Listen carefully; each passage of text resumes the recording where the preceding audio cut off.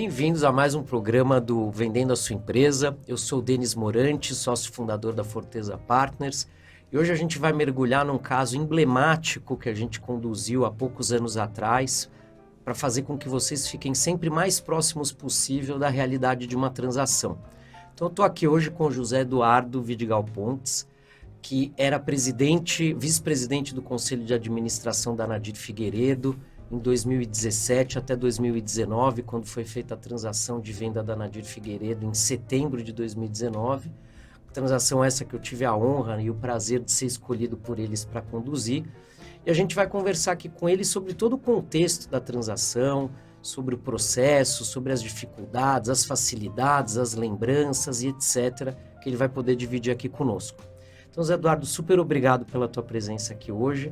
Eu acho que para a gente iniciar e dividir com a turma exatamente o contexto e como é que vocês chegaram lá, acho que seria interessante você contar qual era o teu papel na Nadir Figueiredo ali no segundo semestre de 2017, que eu me lembro quando a gente começou o processo, e em que momento ela estava, né? Ela foi fundada em 1912, então ali ela estava com 105 anos, né? Já era uma empresa centenária, que são poucas que existem no mundo, não só no Brasil. Então, qual era o contexto dela operacional, societário, mercadológico e etc. E aí, se você pudesse amarrar um pouco isso com o que levou vocês a, naquele ano especificamente, né, não um ano antes, um ano depois, a iniciar aquele processo que culminou com a venda da Nadir Figueiredo 2 anos depois. Aí precisa voltar um pouquinho no tempo, pouquinho, não muito. Quando nós fizemos 100 anos, em 2012... né? Por exemplo, eu ainda era executivo em 2012, 2017 já não. Quando a gente fez 100 anos, nós éramos 5 seniors, vamos dizer, acionistas e controladores, que estávamos no conselho e alguns de nós também estavam na diretoria. E nós tínhamos, vamos dizer, o controle ali da empresa, né? Nos 5 anos seguintes, quer dizer, chegando no 2017, 3 desses 5 faleceram. Então, restamos só 2. 2 que em 2017 tínhamos ascendência sobre o conselho, sobre a diretoria, sem dúvida, quer dizer, na parte de operação. Eu trabalhei, por exemplo, 45 anos na empresa. O Morvan, que era presidente do conselho, trabalhou 50 anos na empresa. Então, nós tínhamos pleno conhecimento da empresa e tudo mais, mas estávamos chegando num ponto em que nós estávamos implementando um plano que iniciou-se em 2008, quando nós compramos uma fábrica em Suzano e transferimos a fábrica nossa da Vila Maria para lá. Esse processo todo é um processo que demoraria 10, 12 anos para ser completado, né? Quando esses 3 sócios importantes faleceram, as demandas, principalmente dos descendentes deles, mas dos acionistas mais jovens também, para ter uma ideia, nós éramos mais de 30 vendedores quando fechamos o negócio, né? E então ninguém tinha o controle, né? Alguns de nós tinham participação mais expressiva, claro, mas ninguém tinha o controle, e as demandas que surgiram, que já existiam, é claro, mas eventualmente estavam represadas, essas demandas afloraram, né?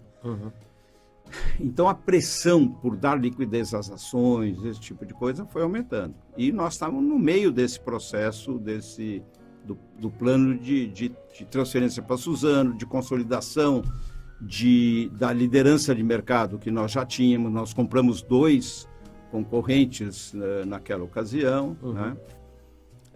Então, e tínhamos também um plano de internacionalização da empresa, de aquisição de empresas no exterior e tal. Mas tudo isso demandava tempo e capital, sem dúvida, né? E nós já, vamos dizer, na terceira idade, e faltando aqueles outros 3, né? Não que estivéssemos mais fracos, mas, analisando bem a situação, discutindo bastante, nós chegamos à conclusão que era melhor nós 2, que ainda estávamos lá, tocarmos o processo de venda, pelo menos coordenarmos o processo da venda, né? E daí nasceu, então, a ideia de vender. No início era vender parte só, enfim, houve muita discussão, né? Uhum. E daí nós contatamos 3 empresas diferentes. Uma delas foi o Credit Suisse, que é a atual Forteza, né? Uhum.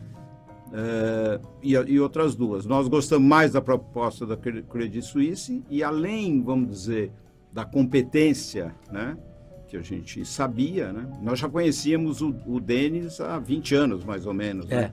Na época que um amigo nosso queria vender uma empresa, Sim. Então o Fernando Carramaschi apresentou o Denis Exatamente. na ocasião para a gente, né? E também temos alguns laços familiares, Exato. Então você soma competência com confiança, pô. Uhum. Né? E aí foi por isso que a gente contratou, então, o Credi na época, né?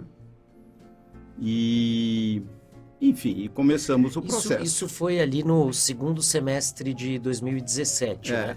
Como é que você vê a situação desse conselho de família naquele momento, né? Essa contratação, ela trouxe uma diminuição de pressão, trouxe mais alívio para todo mundo, mas ao mesmo tempo começa um processo bastante delicado, né? Sim, claro. E um pouco demorado, vamos dizer assim, né?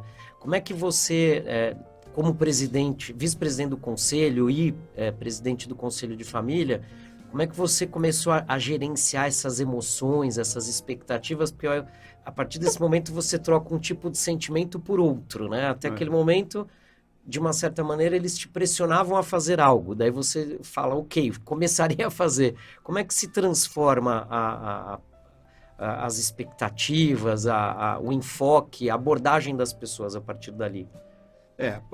Bom, o nosso modelo de gestão naquela ocasião, né? Nós tínhamos o Conselho de Família, o Conselho de Administração e a diretoria, né? Uhum. Então, o Conselho de Família era para a gente discutir os aspectos mesmo familiares, como participar e como, né, e demandas, avaliar demandas e tudo mais.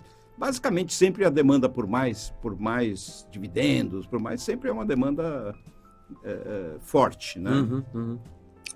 E o Conselho de Família, ele ia bem. Nós éramos ali, agora nem lembro se éramos 10 ou 12, né? Exato. Né? E você conheceu todos eles. Exatamente. E essas demandas afloraram mais ali no Conselho de Família, né? Uhum. E daí, quer dizer, você vai administrando aquilo, né? Do Conselho de Administração, não, esse totalmente profissional, tá? Tinha até acionista no Conselho de Administração também, mas porque eram profissionais reconhecidos na sua atividade e tal, e que podiam dar, de fato, uma contribuição pro negócio. Uhum. A visão do Conselho de Família era mais aquela visão do acionista, do interesse de acionista, né? Uhum. E a diretoria totalmente a parte disso, né? Apesar de que alguns faziam parte, a diretoria totalmente profissional e tal. E, bom, e aí isso foi aflorando ali, foi crescendo, né? Foi crescendo. Você sentiu um pouco mais de pressão das pessoas a partir desse momento? Sim, sem dúvida existia mais teve pressão. A contratação. Isso, teve gente que contratou, vamos dizer, um corretor para ir lá nos visitar e dizer que o fulano tal quer vender as ações para você, porque não tinham liquidez das ações, apesar que a empresa era uma empresa aberta, né? Exato. Porque o capital estava concentrado na mão aí desses 30 e poucos, então liquidez não tinha. E aí, até que nós dois, faltando os outros 3, ainda tendo uma etapa importante para cumprir, até chegarmos ao fim do nosso plano estratégico, né? Que era muito bom, tanto é que os compradores continuaram com ele e com sucesso, né? A empresa estava bem. Resultados constantes, crescentes. Então, dava para ter um fluxo de dividendos bom, né? E aí nós achamos que, apesar de que nem o Morvan nem eu queríamos vender, que era melhor a gente vender, porque realmente o futuro para que a gente tivesse um futuro, enfim, mais previsível e não alguma coisa que a gente não soubesse nem o que poderia acontecer. Né? Antes de continuar no tema da transação, Zé Eduardo, acho que uma pergunta interessante, né? São poucas empresas centenárias no mundo, eu já vi estatísticas que mais ou menos é coisa de um dígito, né? Menos de 5% das empresas chegam a esta idade, né? e, portanto, vão passar por várias gerações da família, que foi o caso da de vocês, né?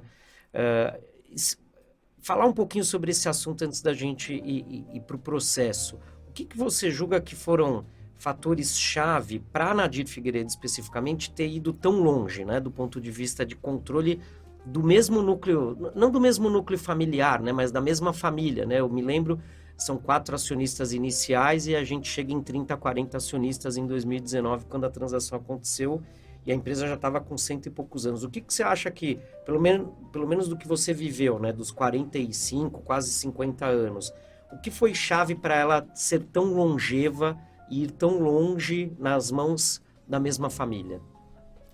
Bom, esses 5 que eu falei, todos nós trabalhamos com o seu Nadir. Uhum. Então, o seu Nadir, que em 1912 fundou a empresa, né? Ele morreu com 93 anos em 1983. Então, todos nós trabalhamos. Eu entrei na empresa em 77. Então, eu cheguei a trabalhar com o seu Nadir. Uhum. Eu lá na época trabalhava na contabilidade, na controladoria e tal. Uhum. Todo mês eu ia lá levar um balancete para ele e tal. Então, realmente a empresa teve uma sequência uma linha de administração, de gestão, né, que veio lá da origem mesmo, né? Então, a grande escola... Ele foi muito longevo, isso ajudou, né? Sim, ajudou. Uhum. E sempre vamos dizer, sendo o grande líder mesmo da empresa, né? Era uma figura realmente especial ele. Então, não houve, vamos dizer, grandes... Claro, e eventualmente algum sócio que saiu em algum momento, tal, vendeu suas ações, isso aconteceu ao longo do tempo. Né? Mas a família tinha um celeiro de talentos para poder chegar. Se ele faleceu em 83, né, e a venda aconteceu em 2019, muito tempo depois, tinha um celeiro de talentos para continuar levando isso adiante. Quando ele faleceu, o Dr. Paulo, que era filho dele. Virou presidente, uhum. né? Até completar 75 anos. Daí, quando ele se aposentou, o Morvan virou presidente. Que era sobrinho dele, que era, né? Sobrinho, uhum. Sobrinho do seu Nadir. Exato, né? exatamente. Que é neto do irmão, do irmão. Morvan, que era sócio. Né? Uhum. E depois do Morvan, eu fui presidente um tempo. Então, enfim, realmente era uma trilha que estava mais ou menos traçada. Então, né? era um privilégio de ter celeiro, né? Ter Sim, banco de sim. reserva, vamos chamar assim, porque senão talvez não tivesse ido tão longe também, né? Isso. E José Eduardo, a partir do momento que foi tomada a decisão, né? Foi contratado o assessor ali no final de 2017, começa o processo, né? Se você pudesse descrever um pouquinho para nós, né, para os ouvintes, como é que se deu esse processo pela tua perspectiva, né? A gente sempre vai explicar, é assim, primeira etapa, segunda etapa, mas pela tua perspectiva, como você sentiu esse fluxo? Como é que ele funcionou para vocês como acionistas? Como eu falei, tanto o Morvan quanto eu, nós não queríamos vender, né? Uhum. Nós não precisávamos vender. Exato. Mas, vamos lá, na hora que a gente começou a discutir o assunto, né? Basicamente nós dois, porque já não tínhamos mais aqueles outros 3, e nós não íamos levar esse assunto dessa maneira ao Conselho de Administração, porque era, na verdade, uma coisa de acionista, né? Uhum. A ideia nossa era tentar conseguir um sócio que tivesse disposto a seguir naquele plano de negócio que a gente tinha e que esse acionista entrasse ali com 30%, 40% e tal. Nós não queríamos ceder o controle, vamos dizer, né? Uhum. E aí, daí você já estava no processo. Exato. Quer dizer, e aí a gente conversando e tal, e logo chegamos à conclusão que era impossível, porque um acionista não ia entrar com enfim, um volume de dinheiro grande, né, para não ter controle. Então tinha tantas coisas que ele ia querer ter, né, tantas, que era como se tivesse o controle. Então era difícil de negociar esse tipo de coisa, né? Uhum. E aí ficou muito claro, né, que em algum momento que realmente tínhamos que vender a empresa inteira. E foi difícil para deglutir isso, né? Uhum. Foi difícil. Agora, os outros membros do Conselho de Família, que também pessoas de sucesso nas suas profissões e tudo mais, né? eles queriam vender mesmo. Então, quer dizer, na hora que nós dois vimos que era o caminho, aí nós sempre trabalhamos juntos, né? Exato. Sempre trabalhamos juntos. Pegando um pouquinho a evolução da construção do momento, né, em que a gente começou a falar com os investidores, né? Você vai lembrar que a gente teve a etapa de fazer o valuation, que a gente discutiu com vocês, a etapa de discutir quem eram os potenciais investidores. Vocês já eram muito abordados há muito tempo, né? A empresa sempre foi líder de mercado, né? Nos últimos anos era a maior empresa do Brasil e da América do Sul no segmento. Como é que você enxerga essa construção paulatina que a gente fez, né? Porque a gente, de uma certa maneira, é como se a gente estivesse fazendo uma parede, né? Então, o valuation trouxe um subsídio para vocês, e aí a gente já começa a discutir como vai ser o futuro, né? Porque a partir do momento das projeções, todo mundo começa a enxergar o futuro.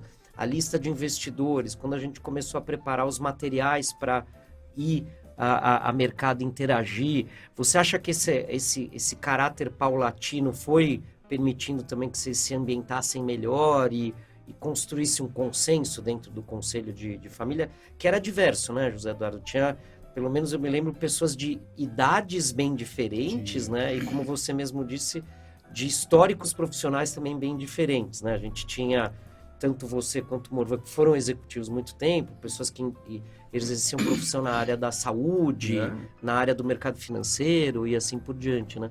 Você acha que esse processo paulatino da avaliação, discutir investidores e de pouco em pouco ajudou a de uma certa maneira, jogar um pouquinho de graxa nas engrenagens ali para funcionar melhor? Eu acho que aquele primeiro passo que você citou, o valuation, ele é fundamental, né? É fundamental, é claro. Exato. Né? Porque tinha gente que fala, onde é que eu assino? Tá? Exatamente. Onde é que eu assino? Não podia precipitar, né? Muito, né? E tinha gente que raciocinava assim, eu vou dar números que são aproximados, mas eu me lembro de gente conversando e, bom, se for R$20 a ação, eu não vendo nenhuma. Se for R$40 a ação, eu vendo algumas, porque eu tenho algumas necessidades familiares, enfim, de liquidez. Um dinheiro aqui, um dinheiro ali e tal, né? Se for R$60 a ação, vendo todas. Quer dizer, então esse tipo isso aí vai cristalizando na cabeça das pessoas, né? Exato. E daí chegou um ponto que, bom, então vamos daí todo mundo trabalhando junto mesmo, sem ter opiniões divergentes, sem ter... Nós nunca tivemos nenhum conflito sério, nenhum. Mas um pensava de um jeito, outro pensava de outro, né? Isso é natural, né? E aí houve uma convergência, né? E daí eu acho que aí foi... E daí, bom, todo o processo foi tocado por vocês. Exato. E conosco participando, mas totalmente tocado por vocês. Ou seja, acho que o grande desafio de vocês eram os acionistas e não a empresa, né? O que eu quero dizer com isso? A empresa estava bem. Estava bem. Bem obrigado, né? Gerava caixa, líder de mercado, crescia, poderia fazer os investimentos na internacionalização, como foram feitos, né? Pelo comprador. Então, o grande desafio ali era resolver a questão acionária necessariamente, né? Não que muitas vezes esses processos eles são puxados por situações da empresa e não do acionista em si. Aqui era o contrário, era mais acionistas. Uma pergunta que talvez a resposta seja meio óbvia, mas você imagina se fosse um dono só, você fosse o único dono, né? Ia ser provavelmente muito mais fácil, muito mais difícil. O que você acha? Ter que administrar tanta gente ou se ela fosse inteirinha sua? Como é que seria para as principais diferenças que você vê aí mais gritantes? Não, eu acho que o administrar as pessoas, depois que nós resolvemos vender e que a Forteza tocou o processo todo, o pessoal foi bastante participativo, sim, mas bastante, vamos dizer, convergente no mesmo sentido, né? E se fosse só minha, eu não sei se quereria vender, né? Eu não sei. Quer dizer, na verdade, a empresa não era minha, vamos dizer, por família, né? Porque minha mulher que é neta do seu Nadir, mas era como se fosse, porque eu comecei a frequentar a família em 1964. Então, eu não sou Figueiredo, porque não está escrito no meu nome Figueiredo, mas Então, eu acho que, em princípio, assim, eu tocaria o plano que nós tínhamos ainda. É que ainda precisava de investimento grande de capital, né? Entendi. Até para comprar a empresa fora, que acabou sendo comprada e tal. É uma coisa interessante de se pensar. Eu não sei se eu quereria vender. Dependeria muito da cabeça da minha mulher, muito. Muito. Entendi. Deixa eu ir num detalhe do processo, José Eduardo, a tal da diligência, né, que a gente fala tanto, e eu às vezes brinco com os clientes que é que nem reforma de casa, né? Você não termina, você abandona, né? Um processo muito doloroso, né? O que você pode dizer sobre o processo de diligência da Nadir, que apesar de você não ter estado pessoalmente lá gerando as informações, né? Porque tinha uma administração, tinha diretoria executiva, eu me lembro que você acompanhou bastante, né? O que você acha desse processo em si? Se você pudesse contar um pouquinho para quem está nos ouvindo. Bom, no nosso caso, nós sempre administramos a empresa olhando com muito cuidado todo o aspecto jurídico, fiscal, societário, CVM, né? Empresa aberta. Então, vamos dizer, nós não tínhamos nenhum esqueleto guardado no armário, né? Então, isso facilita muito, tá certo? Porque imagino, né, que em algumas vendas, a hora que você abre ali né, aparecem coisas, e no nosso caso não tinha nenhum esqueleto guardado no armário. Então, eu acho que o processo de diligência foi muito bem tocado, foi demorado, né? Foi demorado. Doloroso, né? Sim. Você lembra os tamanhos das listas, a quantidade de informação que precisava passar para o outro lado, e os consultores, né? No caso de vocês, teve consultor industrial, ambiental, lembra disso? Exatamente. Era muita gente envolvida, né? E o executivo, né? Porque os executivos ficaram fora de toda a fase inicial, fora, né? O que é importante, eu acho, num processo desses, né? Porque você não pode misturar operação com venda da empresa, mas em algum momento áreas chaves ali precisavam ser envolvidas, né? E aí o executivo reage, né? Exato. Cioso ali dos seus... isso eu não quero mostrar, isso eu não quero falar, isso dividir. Eu não quero... não é? Eu acho natural isso, faz parte da confidência do negócio.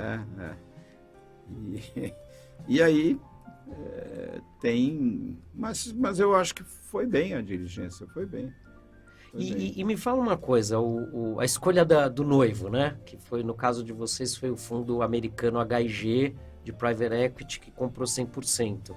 Se pudesse falar um pouquinho ali do bastidor de vocês discutindo sim ou não, objetivamente ou subjetivamente, vamos fazer com eles ou não vamos fazer com eles, ainda mais que havia outros, né? A gente tinha outros proponentes, inclusive teve uma substituição de proponente, né? Uma troca de noivo ali no meio do caminho. Mas se você pudesse dividir um pouco com a gente, o que vocês levavam em consideração? Você, o Morvan e outros acionistas ali, que eu às vezes brinco com as pessoas, não é só o preço, não é só o dinheiro, né? Apesar de parecer muito objetivo que vai ser só o dinheiro. Então, dos possíveis compradores que apareceram, né? Teve dois praticamente que a gente chegou, vamos dizer, mais perto, né? E aí depende um pouco também do contato pessoal, né? Nós gostamos do contato pessoal com o pessoal do HIG desde o primeiro contato. Pessoal firme, o pessoal, vamos dizer, que tocava o assunto rapidamente, né? Nós tivemos um outro proponente que nós gostamos bastante deles, tivemos um relacionamento grande, viajamos para o exterior com eles para ver empresas para comprar e tal. Fizemos, enfim, um relacionamento bastante grande, mas na hora H a proposta deles, enfim, não tinha um valor tão bom quanto o da outra, né? Inclusive ela dependia em grande parte de resultados futuros também, e aí a gente fala, bom, vamos ficar aí com com pendências que não queríamos ter, né? Então a HIG foi muito bom de negociar com eles, foi muito bom de tratar com eles. Sem Reuniu dúvida. tudo. E acho que é um lance que a gente podia dividir aqui. Quando a gente saiu do patamar do 30 e foi para o 100, né? Como é que você pode descrever aí, pela tua perspectiva? Foi um paradigma. Como você Sim. bem disse, a transação começou com uma encomenda minoritária de um sócio de no máximo 30%, e ela terminou numa venda de 100%, né?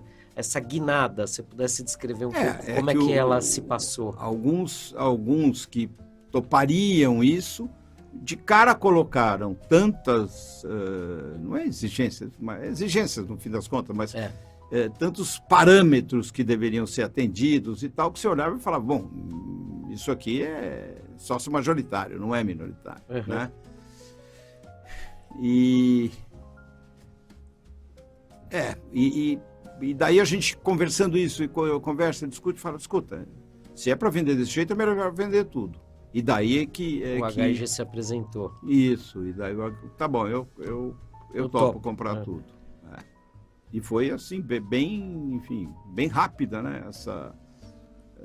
Mas na hora que você, enquanto você está discutindo 30, você tem a perspectiva de ficar lá, né? Como majoritário. Então, você olhava para o teu futuro ali próximo, você, José Eduardo, ainda se via naquela realidade. A hora que vira o 100%, você já não estará mais lá. Você ainda está, né? A gente nem mencionou aqui, você ainda é membro do Conselho de Administração. Porque depois eles convidaram tá o Morvan e eu hoje. para continuarmos no Conselho, né? Estamos até hoje. Exato, já faz 4 anos. Vamos ficar. Mas essa virada de chave, você sentiu muita diferença ali entre... Até para você e para os outros acionistas, quando... Tá, agora acabou mesmo, a gente vai para o 100%, né? Não, foi, vamos dizer, de certa forma, traumático, né? Deixou algumas sequelas ali, mas não tinha outro jeito, porque para ficar sócio majoritário sem ser majoritário, né? Ser majoritário. Majoritário que pede licença para tudo.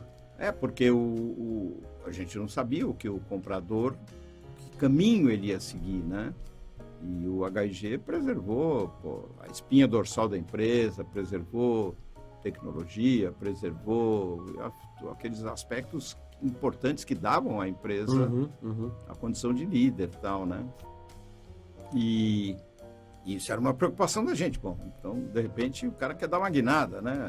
O comprador. Exato. É possível, né? E eles preservaram os valores fundamentais ali da empresa e seguem na linha, né? Exato.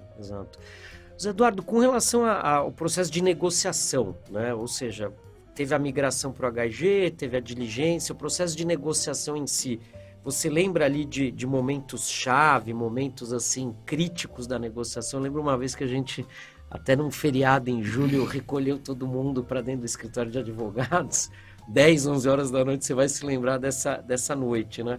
Como é que você descreve esse momento? Eu lembro que tinha vários familiares ali dentro e a gente vivendo uma emoção grande, né? Que no nosso caso foi um ajuste ao formato da transação, a detalhes da transação. Se você pudesse dividir um pouquinho para nós ali o crítico da negociação em si. Então, aí, Denis, aí aquilo lá que eu falei antes, né, de que quando da contratação da Forteza, no fim das contas, que somava competência com confiança, né? Nós tínhamos tanta confiança, todo o grupo tinha tanta confiança no que vocês estavam fazendo, você, o Daniel, enfim, a equipe de vocês e tal, que se você se lembra, olha, gente, isso aqui não pode ser assim, tem que ser assado, aquilo era aceito porque o pessoal realmente acreditava no que vocês estavam falando, né? Sim. Porque a maioria eu ainda tenho uma certa, né? Eu fui diretor financeiro nos anos 70, o Morvan também foi diretor financeiro, ou seja, conhecíamos o mercado, conhecíamos... 2 grandes negociadores, a propósito. Coisa. Exatamente. Obrigado. Sim, claro. Mas a maioria do pessoal tinha que acreditar, né? Tinha que acreditar. Exato. Você imagina se cada um fosse consultar o seu guru... O seu oráculo. Isso, né? Seria muito complicado, né? Então, você acha que, agora fazendo até um link, essa figura do assessor, no caso de vocês, tinha um componente adicional para motivar, porque que era a coletividade de acionistas, né? Eu às vezes falo para alguns clientes, imagina se você, um dos 10, assume a responsabilidade perante os outros 9, o tipo de pressão que você vai carregar perante os outros 9. Então, os 10 elegerem um terceiro ajuda a que todo mundo, né, possa cobrar este terceiro e não cobrar um membro do conselho em si, né? Independente disso, da coletividade, que eu acho que já é um motivador por si só. Como é que, suponha que você tivesse uma empresa, só você e a Regininha tocando a empresa de vocês. Você ainda também contrataria o assessor, né? Falando um pouquinho para quem está nos ouvindo, o porquê contratar o tal do assessor, né? E eu te pergunto isso porque advogado a gente sente que é imprescindível. Nenhum empresário se questionar, terei um advogado trabalhando para mim? Imprescindível. Agora, o tal do assessor financeiro que é a gente, muita gente se questiona. Eu brinco, né? Não é ciência de foguete o que a gente faz. É um processo de negociação, como você bem está dizendo. Você viveu, o Morvan viveu. Vocês conduziriam aquilo também, vocês tinham a confiança de todo mundo, né? Mas, ainda assim, por que você acha que é útil ter essa figura entre você e o comprador, sendo que você é que contrata, né? Você que elege aquela pessoa para trabalhar para o seu lado. Bom, aí no caso, tanto o Morvan quanto eu, como eu falei, fomos diretor financeiro. Ele antes do que eu, e depois eu sucedi ele como diretor financeiro da empresa. Ao longo desses últimos 50 anos, por aí, nós compramos empresas, vendemos empresas, negociamos contratos de assistência técnica com grupos internacionais, compramos e vendemos produtos, máquinas, energia, né? A área em Suzano, né, José Eduardo? A área bela negociação. porque nós compramos naquela época 2 fábricas. Compramos Suzano e compramos em Pinda também, né? E então nós sabíamos das qualidades que nós tínhamos. Por outro lado, a gente não tinha o network que vocês têm, tá certo? Não tinha a competência da negociação em si, especificamente ali, né? Deste negócio, né? Então, nós sabíamos das limitações que a gente tinha. Então, é melhor nós termos aí um especialista do que nós assumimos essa responsabilidade. Que você falou perante mais de 30 pessoas, não, eu vou tocar, nem tínhamos essa vaidade, nem essa. Então, realmente, para nós, ter um especialista, um assessor, um negociador especialista, era fundamental para tocar o processo. E se um amigo empresário te perguntasse, Zé Eduardo, você vendeu lá na ADIR, você acha que eu devo ter um assessor ou não? Que resposta você daria? Eu diria que sim. Por esses motivos. Sem dúvida, sem dúvida. Mesmo sendo uma pessoa experimentada e que já fez dezenas, centenas de negociações. Sim, sem dúvida. Tentando, Zé Eduardo, reunir um pouquinho aqui, né, agora estamos aqui há 4 anos praticamente do processo, né? A assinatura Faltam foi em 3 julho. ainda, né? Exato. Tem o não compete, etc, né? Mas o que você, se um amigo perguntasse, né? Um amigo empresário que vai passar por isso, né? Usando uma expressão do inglês que fica melhor, o do's e o don'ts, né? O faça e o não faça. Dentro de um processo desse ali, tomando um uísque com um amigo no final da tarde, o que você diria para ele com relação a vou vender minha empresa? Zé Eduardo, o que eu faço, o que eu não faço? Bom, os do's, né? Quer dizer, basicamente o do é contrate alguém em quem você confia, tanto profissionalmente quanto confia pessoalmente, né? Faça com que tente manter separado da operação da empresa o máximo possível, né? Porque você pode ter, enfim, curto-circuito para todo lado, né? Pode ter perda de pessoas, que ao perceberem que você está, saberem que você está vendendo a empresa, né? Isso é complicado, é difícil.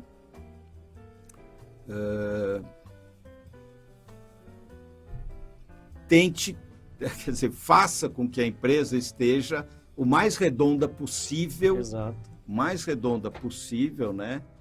Para que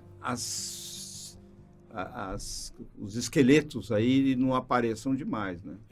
No nosso caso, por exemplo, né, nós ficamos com um valor retido ali na época da negociação, né? Passados os 4 anos, os ativos que vieram a ser recebidos ao longo desse tempo, que eram nossos, que seriam nossos, né? Trouxeram esse valor para mais do que o dobro do que era ele originalmente. Ou seja, aquele valor que ficou retido por causa de problemas que poderiam aparecer, né? Insubsistências e coisas do tipo. Na verdade, hoje nós temos um valor na conta corrente que é mais do que o dobro do que aquele valor inicial. Então, tem a empresa o mais redondinha possível, né? Exato. Perfeito ninguém é. Exato, então, exato. Né? O timing ideal por este aspecto, ele nunca vai existir. Não. Mas que faça isso, né? E a hora que você engrenar numa negociação, fique nela, né? Não fique querendo, enfim, achar outro no meio do caminho, quer dizer, vai firme naquela, né? E o don'ts? O que você diria para o cara não faça? Não faça. Nem sei. Acho que alguma coisa a negativa do resto. Não faça o contrário. Não, e você tem que reconhecer também, né? Eu acho, o pessoal que trabalhou com você, o pessoal que ajudou a empresa a chegar né? Ninguém faz uma empresa sozinho, né? Exato. Uma empresa... Então, reconheça as pessoas que te ajudaram e tudo mais, né? A chegar onde chegou, né? Um conselho que, não que eu daria para um vendedor, mas que eu vi uma frase outro dia num livro sobre fusões e aquisições, não sei se você concorda, é o dono, né? No caso você e os outros, estarem prontos para serem substituídos, né? É um livro em inglês, ele falava, você tem que ser replaceable, né? Se você não é replaceable, isso é ruim para a sua empresa, para o seu processo. E vocês já tinham se substituído lá dentro, né? Você acha que isso realmente faz diferença? Você ser replaceable? Acho que faz, sim, faz. Porque o Morvan era presidente do conselho, eu era vice-presidente do conselho e presidente do conselho de família, mas na execução nós já não estávamos. Já não estávamos.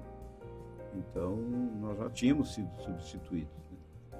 Mas eu acho que seria mais complicado. Porque se você não cria mais amarras, né? Se você não é substituível ainda, pode ter o tal do earnout, que a gente teve a discussão com o primeiro eventual comprador, ou permanência exigida e coisas do gênero, né? Isso tudo vai trazer mais frição ao processo, né?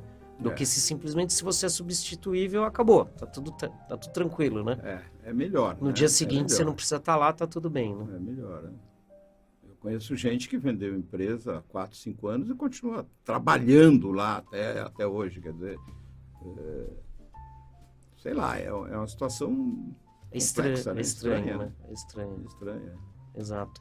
E deixa eu te perguntar um negócio. Você acompanha a Anadir ainda, né? São 4 anos aí como membro do Conselho de Administração ativa, até por todo o know-how que você tinha de quase 50 anos, né?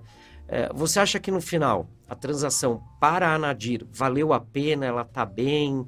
É uma preocupação legítima que acho que todo acionista tem, né? Será para que a empresa? Exato. O meu legado vai continuar? E então eu queria ouvir Óbvio que o teu caso não necessariamente é aplicável a todos os outros, mas como você se sente tendo vendido em setembro de 19, estamos quase aqui 4 anos depois, olhando para a Anadir Figueiredo que você deixou ali para o novo dono? A empresa passou aí essa pandemia toda, né? Quer dizer, foram momentos bastante complicados, né? Mas ela está bem, muito bem. Está na trilha que estava sendo seguida já na época que nós estávamos lá. Então isso me agrada muito, né? Não só porque reconhece um trabalho feito, mas porque você sente que sei lá, ela vai viver mais 100 anos aí, né? Tá bem, tecnologicamente, fábrica, Fez uma aquisição, né, José investindo. Eduardo? Fizemos uma aquisição na Colômbia, Aham, que vai muito bem, que bom. muito bem. Enfim, ela tá bem, tá bem. Você Foi vê que bom. vai continuar sendo a mesma campeã que era quando vocês estavam por lá. Eu acredito que sim, Muito bom, muito bom. É. Olha, José Eduardo, super obrigado aí pelo teu tempo, pela disponibilidade em dividir aqui com a gente, com todo mundo que vai nos assistir, né, os bastidores do teu processo decisório, processo de condução, né, da venda da Nadir Figueiredo lá em 2019. Novamente, já te agradeci, só agradeço de novo pela confiança que vocês depositaram na gente na época, né? Eu costumo brincar com as pessoas que a Nadir, para mim, pessoalmente, foi meu pós-doutorado, né? Por N motivos, né? Primeiro, a relação familiar que a gente tem, a quantidade de acionistas. Eu nunca tinha trabalhado para uma quantidade de acionistas tão relevante, né? Eu nunca esqueço, a gente fez mais ou menos 40 transferências eletrônicas naquele dia, né? No dia do pagamento. Uma empresa centenária, nunca tinha trabalhado para uma empresa centenária na minha vida, e não é que ela tinha acabado de fazer 100 anos, né? Ela estava com 107. Né? 107 naquele período. Uma transação muito relevante do ponto de vista financeiro também, né? Ela era muito grande. Outro dia eu estava até olhando o nosso valuation, ele bateu com o preço de venda, né? A gente acertou, acertou ali nos nossos cálculos e malabarismos do valuation, do WACC, a gente chegou exatamente naquele número, né? Então, para mim, ele tem um significado muito, muito relevante, né? Muito relevante mesmo, pessoalmente falando, para mim é aquela transação que eu nunca vou esquecer na vida. Então, aproveito para novamente agradecer para vocês pela oportunidade e, enfim... Pessoal, a gente aqui acabou de dividir junto com o José Eduardo toda a realidade da transação da Nadir. Como vocês puderam perceber, uma transação muito relevante e com uma série de minúcias e detalhes que podem ou não ser transferidas para outras. E esse é o objetivo do nosso programa Vendendo a Sua Empresa, é trazer esse tipo de situação, de realidade, agradecer para o José Eduardo e outros clientes que vêm aqui, dividem essa realidade com vocês. Então, continuem seguindo a gente nas redes sociais. O Vendendo a Sua Empresa sempre vai trazer essas novidades e esses bastidores para vocês aprenderem cada vez mais sobre como pode se vender uma empresa da melhor maneira possível. Então, muito obrigado.